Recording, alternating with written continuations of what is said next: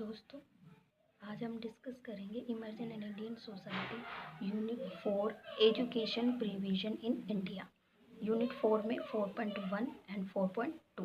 तो लेट्स को डिस्कस करते हैं। 4.1 में है 4.1 बोलता है कि इंडियन कॉन्स्टिट्यूशनल एंड एजुकेशन, जो भारतीय संविधान है उसमें एजुकेशन क्या है।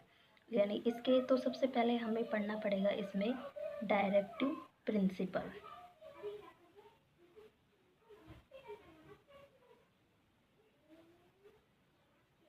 डायरेक्टिव प्रिंसिपल्स का मतलब है राज्य के नीति निर्देशक तत्व, यानी नीति निर्देशक तत्व पढ़ेंगे। ये नीति निर्देशक तत्व है वो भारतीय संविधान के भाग 4 से लिए गए हैं। भाग 4 में कितने अनुच्छेद से कहाँ तक है? ये है 36 अनुच्छेद से 51 अनुच्छेद तक इनका विवरण देखने को मिलता है। जो डायरेक्टिव प्रिंसिपल हैं वो कौन से देश से लिए गए हैं? ये आयरलैंड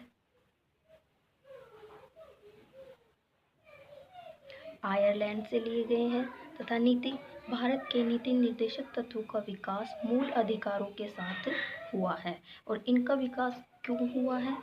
ताकि जो व्यक्ति है उसके मूल अधिकारों की रक्षा हो सके।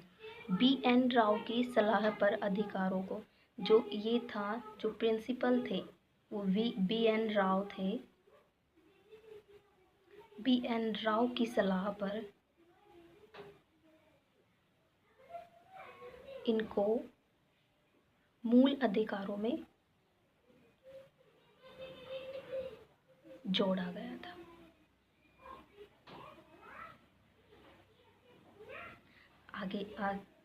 मूल अधिकारों में इनको जोड़ा गया था। अब हम डिस्कस करते हैं कि डायरेक्टिव प्रिंसिपल्स हैं वो कौन कौन से हैं। डायरेक्टिव प्रिंसिपल यह है नागरिकों के अधिकारों की रक्षा करते हैं। तथा इसके जो संवैधानिक प्रावधान है हमने देख लिया। संवैधानिक प्रावधान भाग 4 में है, आर्टिकल 36 से 51 तक।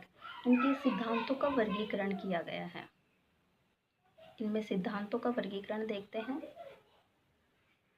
सिद्धांतों का वर्गीकरण किया गया है तीन में किया गया है। पहला समाजवादी, दूसरा गांधीवादी, एंड जो थर्ड है वो है उदार और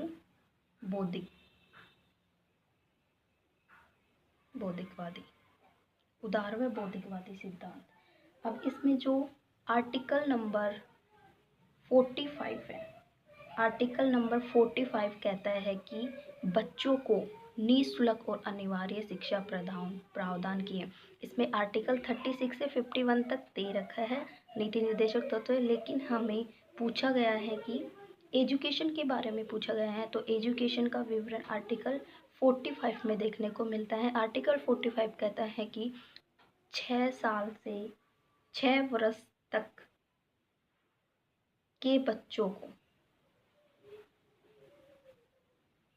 मुफ्त और अनिवार्य शिक्षा प्रदान करें। ये जब इसमें आर्टिकल नंबर 21A आया 2002 में RTE एक्ट आया 2002 में 86वें संविधान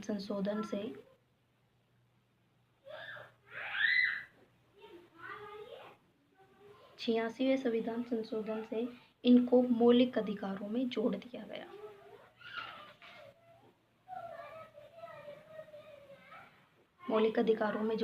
अभी अपन ने पढ़ा था कि B.N. राव की सलाह पर इनको मौलिक अधिकारों में जोड़ा था। कब जोड़ा था? 86वें संविधान के संशोधन में, जब RTE एक्ट 2002 आया था। B.N. राव की सलाह पर इनको जोड़ा गया था। अब हम देखते हैं आर्टिकल नंबर 36। आर्टिकल नंबर 36 क्या बोलता है कि इसमें राज्य की परिभाषा दी गई है। स्टेट की परिभाषा। एंड आर्टिकल नंबर 37 बोलता है कि इसमें नीति निर्देशक तत्वों का हनन करने पर नाले में नहीं जा सकते। मतलब कि जो भी नीति निर्देशक तत्व हैं, अगर उसका कोई वो करता है, हनन करता है, तो हम उसमें नाले की शरण नहीं ले सकते। 38 बोलता है कि लोक कल्याणकारी राज्य। 38 में लोक कल्याणकारी राज्य के बारे में बताया गया है। एंड 51 में भारत की विदेश नीति का वर्णन किया गया है। अब इसके बाद में हमने डायरेक्टिव प्रिंसिपल देख ली। अब इसके बाद में हम डिस्कस करते हैं फंडामेंटल राइट्स।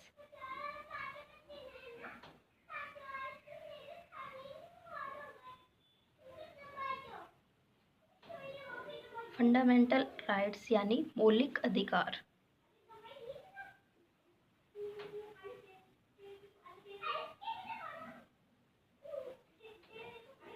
मौलिक अधिकार, इनको ये संविधान के भाग 3 में आर्टिकल नंबर 12 से 35 तक दिए गए हैं। कहाँ से कहाँ तक? भाग 3 में आर्टिकल नंबर 12 से 35 तक दिए गए हैं। इनको क्यों बनाया गया? यह व्यक्ति के सर्वांगीण विकास, यह व्यक्ति के सर्वांगीण विकास, गरिमा व कल्याण के लिए आवश्यक है, इसीलिए इनको बनाया गया था। जो अपने मौलिक अधिकार हैं, ये अमेरिका से लिए गए थे।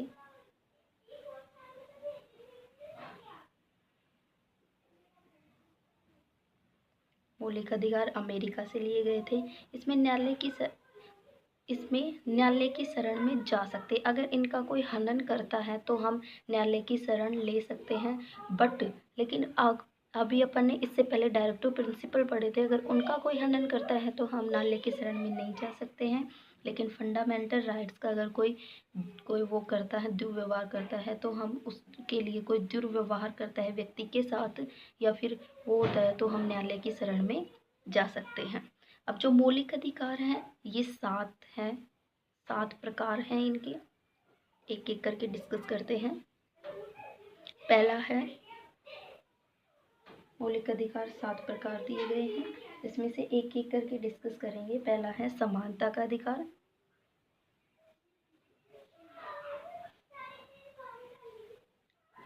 दूसरा है, अभी तक अपन ने 6 ही पढ़ते आए हैं, लेकिन इसमें एक टाइप से और जोड़ दिया गया है, सॉरी वो मैंने लिखा नहीं। इसमें पहला है मूल अधिकार, सभी को अपना मूल अधिकार है। दूसरा है समानता का अधिकार, यानी सभी को समान वर्ग में समान शिक्षा व समान व्यवसाय, और सभी को न्यायालय में समान इज्जत व मतलब कि बोल सकते हैं कि सभी प्रकार की समानता दी जाएगी। अगला है स्वतंत्रता का अधिकार, सभी को स्वतंत्रता का अधिकार है, सभी जानते हैं। एंड थर्ड है शोषण के विरुद्ध अधिकार, शोषण के विरुद्ध। एंड फोर्थ है धार्मिक स्वतंत्रता। एंड फिफ्थ है सांस्कृतिक शिक्षा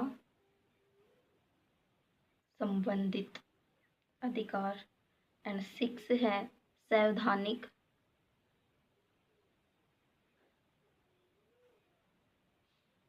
उपचारों का अधिकार। अब देखते हैं ये कितने आर्टिकल में दिए हुए हैं। जो समानता का अधिकार है वो हमारा 14 से 18, जो स्वतंत्रता का अधिकार है वो 19 से 22, शोषण के विरुद्ध अधिकार है 23 से 24, एंड जो धार्मिक स्वतंत्रता का अधिकार है वो 25 से 28, और सांस्कृतिक शिक्षा से संबंधित अधिकार है 29 से 30, और जो संवैधानिक उपचारों का अधिकार वो 32वें संविधान संशोधन में दिया गया है।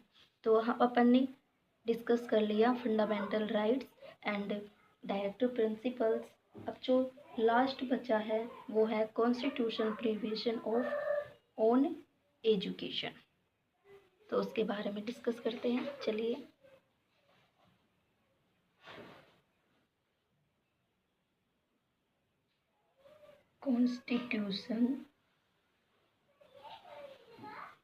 Constitutional provision on education. Constitutional provision on education, इसमें दिया गया है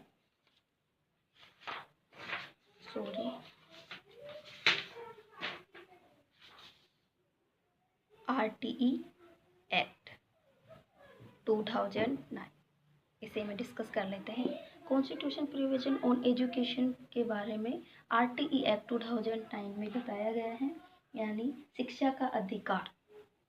कौन से शिक्षा का अधिकार संविधान के 21A आर्टिकल नंबर 21A में बाकायदा दिया गया है।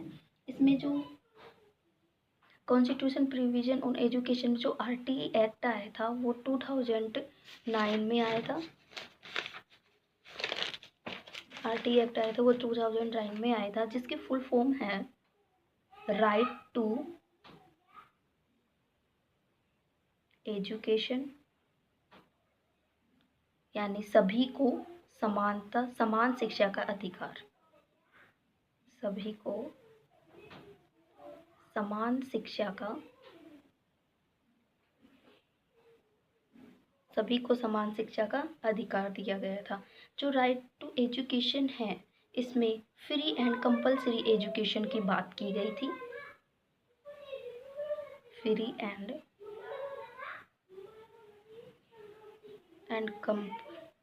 Compulsory education, free and compulsory education की बात की गई थी। आर्टिकल नंबर 21A में आया था। एंड इसमें जो सबसे ज़्यादा जोर दिया गया था वो बाल मजदूरी पर जोर दिया गया था। जो शोषण होता था बच्चों के साथ, उसको रोकने पर सबसे ज़्यादा जोर दिया गया था। और इसके साथ साथ जो लड़कियों को शिक्षा प्लस लड़कों को शिक्षा समान में दी गई थी, यानी समानता का अधिकार दिया गया था। इसके बाद जो RTE एक्ट था, उसमें RTE एक्ट था ये जो पड़ोस की स्कूल में प्रारंभिक शिक्षा पूरी होने तक बच्चों को मुक्त और अनिवार्य शिक्षा का अधिकार, यानी वही 6 वर्ष तक बच्चों को मुक्त शिक्षा का अधिकार था। इसके साथ साथ जो मोस्ट इम्पोर्टेंट है वो था कि जो स्पेशल बच्चे थे, स्पेशल चिल्ड्रन थे, इनके लिए भी 18 वर्ष तक अनिवार्य शिक्षा दी गई थी। इसमें जो पास की स्कूल होती हैं गांव में, वो 1 किलोमीटर या फिर 3 किलोमीटर के दायरे में होनी चाहिए। इसमें बच्चों को मुक्त व अनिवार्य शिक्षा का प्रावधान दिया गया था, तथा यह स्पष्ट करता है कि अनिवार्य शिक्षा 6 से 14 वर्ष के बच्चों को मुफ्त होनी चाहिए, यानी 6 से 14 वर्ष, यहाँ पे 6 से 14 ईयर्स तक के बच्चों को मुफ्त व अनिवार्य शिक्षा देनी चाहिए। तथा इसके साथ साथ ये प्रावधान किया गया था कि जो भी गैर कानूनी एजेंसी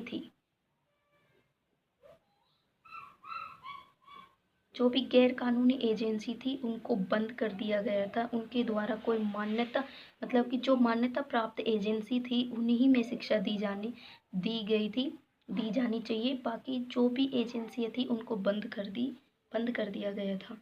यानी मतलब कि इसके लिए जो प्रावधान किए गए थे वो शिक्षकों द्वारा, जो शिक्षक थे, यानी आरटी एक्ट के द्वारा जो भी प्रतिबंध लगाया गया था, प्रतिबंध लगाए गए थे कि शिक्षक, जो शिक्षक स्कूल में पढ़ाते हैं वो ट्यूशन नहीं दे सकते, एंड जो बिना मान्यता के स्कूल नहीं चलाने, वो अभी मैंने डिस्कस किया था आपके साथ कि जो बिना मान्यता वाले स्कूल थे उनको डिस्कस नहीं कर सकते, उनको नहीं चला सकते। एंड जो अगला था वो बच्चों के परिवेश के लिए स्कूलिंग प्रक्रिया जरूरी थी।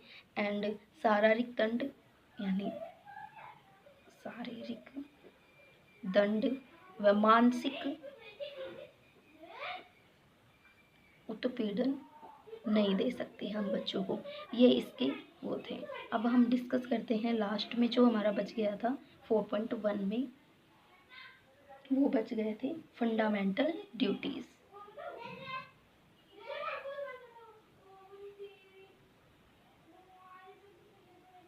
फंडामेंटल ड्यूटीज़, ये फंडामेंटल ड्यूटीज़ यानी कर्तव्य, मौलिक कर्तव्य। व्यक्ति के मौलिक कर्तव्य कितने थे? पहले 10 थे, लेकिन जैसे ही 86वें संविधान संशोधन हुआ,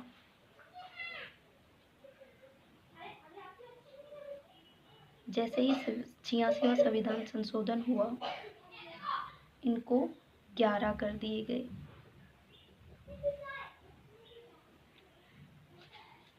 अब हम आगे डिस्कस करते हैं, हमारा एक बच गया है RPWD एक्ट।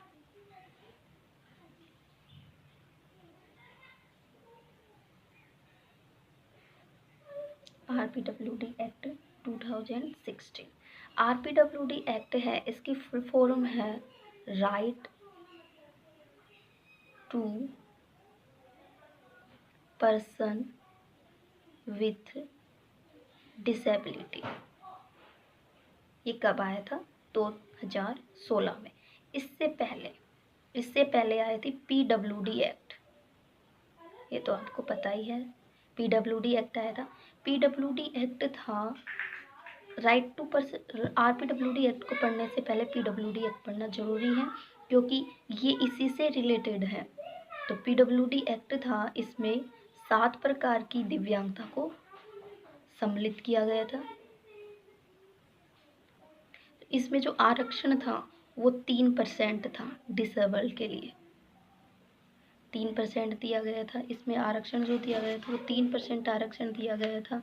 एंड इसमें जो स्कूली शिक्षा थी उस पर भी कोई बात नहीं की गई थी।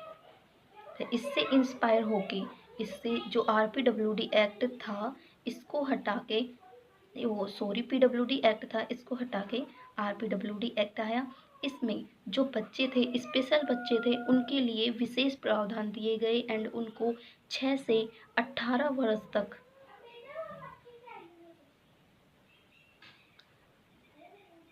सभी को कंपल्सरी एजुकेशन दी गई। ये जो मैं पॉइंट लिखा रही हूँ ये आपके लिए बहुत इम्पोर्टेंट हो सकते हैं, प्लीज़ इनको नोट्स में उतार सकते हो आप।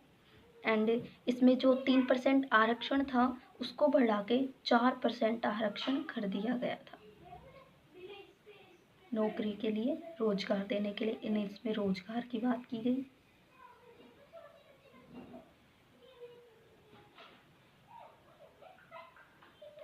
इसके अलावा इसमें जिस भी डिसेबल की 40%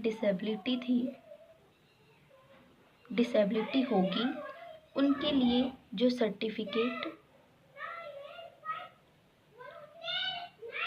बनेगा। अदरवाइज अगर किसी की 40%, अगर किसी की 39 भी है तो भी उनके लिए सर्टिफिकेट नहीं बनेगा। 40% होने पर ही डिसेबल लोगों के लिए सर्टिफिकेट बनाई जाएगी। इसमें 21 टाइप्स की डिसेबिलिटी शामिल की गई थी। थैंक यू दोस्तों, आज के लिए इतना ही। बाकी अगर आपको और कुछ भी समझना चाहते हो तो कमेंट कर सकते हैं। कोई गलती हुई हो तो माफ़ करना।